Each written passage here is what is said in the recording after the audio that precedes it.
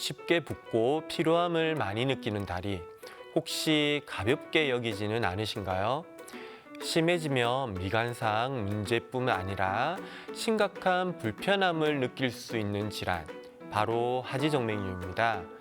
몸에 꽉 끼는 청바지와 레깅스 착용이 많아지면서 하지정맥류 유병률도 함께 증가하고 있는데요. 왜 그럴까요? 안녕하세요. 외과 전문의 강병완 원장입니다. 몸에 꽉 끼는 레깅스나 청바지를 입게 되면 다리가 전체적으로 압박이 됩니다. 다리로 내려온 혈액이 정맥을 통해 올라가기 위해서는 아래에서 위쪽으로 혈액을 짜올려 주는 것이 필요한데, 다리를 전체적으로 압박을 하게 되면 혈액이 올라가는 것을 방해하여 다리의 혈액이 정체되도록 합니다. 그런 상태가 반복되면 결국 하지정맥류로 발전할 수 있습니다. 원래 다리에 있는 혈관 중에 피부 밖으로 보이는 혈관은 발등과 발목 안쪽에 있는 정맥입니다. 나머지 혈관은 다 피부 속에 있어서 보이질 않는 거죠. 그런데 하지정맥류가 생기면 기존에 있던 정맥으로 혈액이 흐르지 못하고 정체가 되면서 그 혈액들이 다른 정상적인 정맥을 통해 흐르게 됩니다. 그 다른 정상적인 정맥들이 과부하가 걸리는 것이죠. 이 상태가 계속되고 심해지게 되면 정상이었던 정맥들이 더 이상 견디질 못하게 되고 우리 몸에서는 결국 새로운 정맥을 만들어내게 되는데, 그것이 겉으로 도드라지거나 실핏줄의 형태로 나타나는 것입니다. 이렇게 겉으로 혈관이 보이게 되기까지는 보통 5년 이상의 시간이 걸린다고 합니다. 초기에는 일하고 난 오후가 되면 다리가 무겁고 피로감이 많이 듭니다. 그러다 쉬면 또 괜찮아지는 거죠.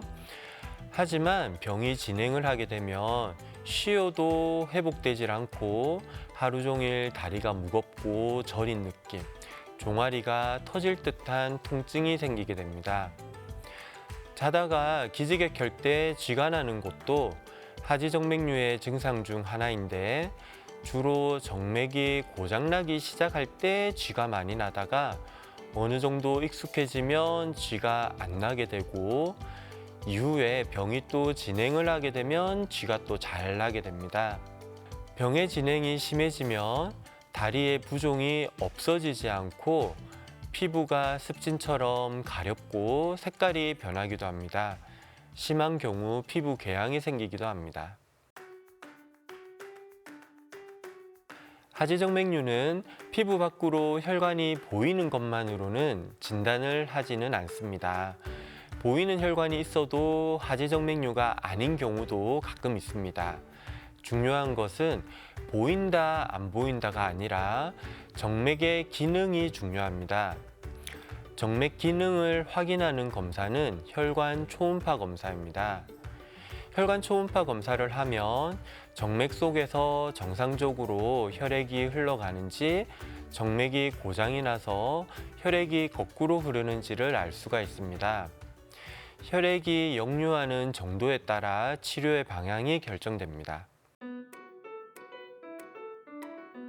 하지정맥류는 정맥의 구조 자체가 망가져버린 질병입니다. 그래서 이미 질병의 단계로 진행을 한 상태에서는 자연 치유는 있을 수가 없습니다. 멈추어 있는 질병이 아니라 진행을 하는 병이라 갈수록 더 심해지게 됩니다. 혈액순환에 장애를 가져오는 질병이기 때문에 치료는 반드시 필요합니다. 하지정맥류 환자들은 환자들마다 다양한 증상이 나타나고 불편한 정도도 환자들마다 다르게 나타납니다. 그래서 어떤 환자들은 혈관이 이미 많이 도드라져 있는데도 불구하고 불편한 증상을 아예 느끼지 못하는 경우도 있습니다. 하지만 하지정맥류가 있으면 다리에 혈액이 정체되어 있고 그로 인해 몸 전체적인 혈액순환에 장애를 가져옵니다. 일반적으로 혈액순환이 안 된다고 했을 때 나타날 수 있는 거의 모든 증상과 합병증이 하지정맥류에서 나타날 수 있습니다. 모든 질병이 증상을 만들어내는 것은 아닙니다. 불편하지 않다고 병이 없는 것은 아닙니다. 숨어있는 적이 더 무서운 법이죠.